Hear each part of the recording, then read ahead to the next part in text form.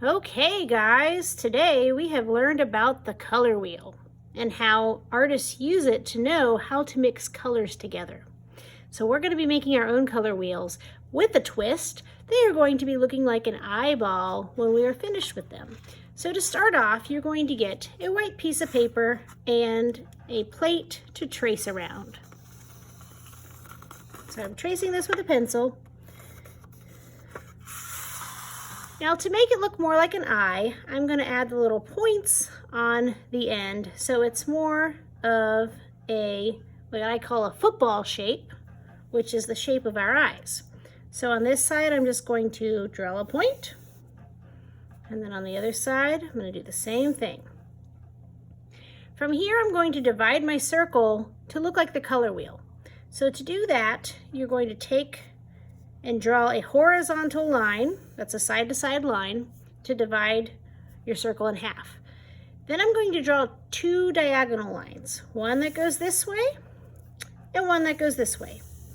Now you'll notice that some of my triangles are bigger than the other. That's okay, don't worry about it. You do not have to have perfectly sized triangles for it still to look like a color wheel. So now I have my color wheel colors. And I'm just going to start by adding my primaries in.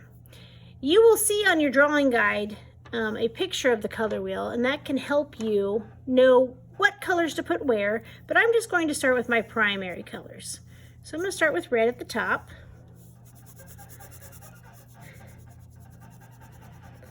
Primary colors are the first colors, which means that if you run out of red paint, you cannot take two colors and mix to make red paint. You have to go to the store and buy a new bottle of red paint. But we can use the primary colors to mix the other colors together. So now I'm going to skip a spot because that's where secondary color is going to be. And right here I'm going to put one of the other primary colors, which is yellow.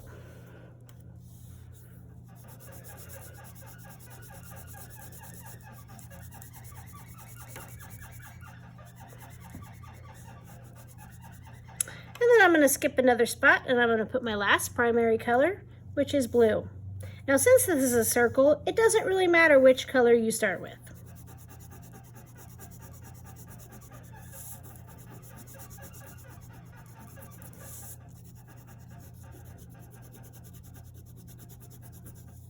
So now I'm going to add my secondary colors. And to do that, I need to know what happens when I mix colors together. So if I mix blue and red together, I get purple, and that's why purple sits between those two colors on the color wheel.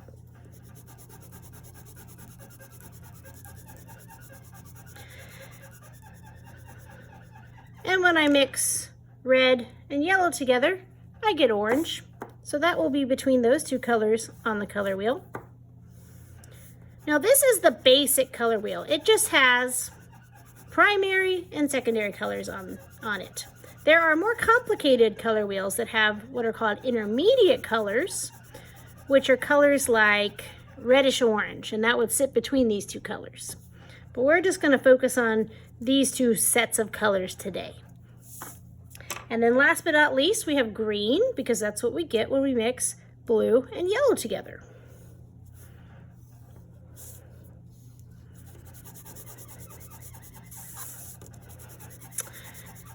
So after I have colored my color wheel, then I'm going to cut it out.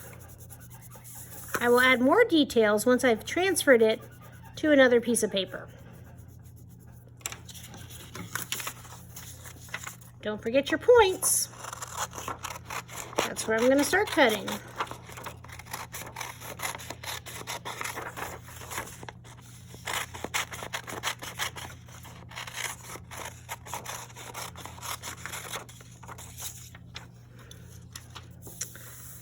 Now your background color might be different than turquoise, but whichever background color your class gets, you're going to glue your cut out eyeball to it.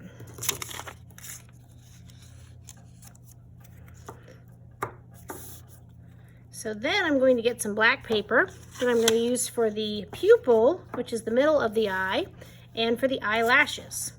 So for this, I'm just going to fold it in half cut a half circle, or you can just cut a whole circle out. But this just makes it more symmetrical when you do it like that. I'm going to glue that in the middle. Then I'm going to take this longer piece of black paper and I'm going to cut skinny lines.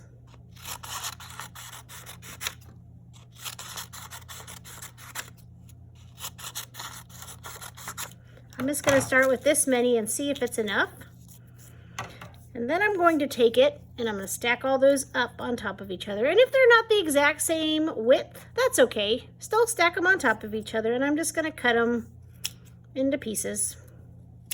And I'm going to keep one pile of them. And this is optional. You could just glue them on like that, or you could make it more pointy at the top by taking them and cutting the corners off the top. And I'm just holding a bunch at once to glue down.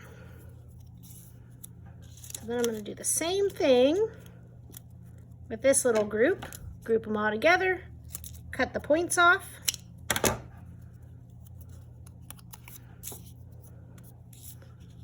Now these are longer than the others, which is fine, or I could just cut them or tuck them more in under the eye to make them look the same size.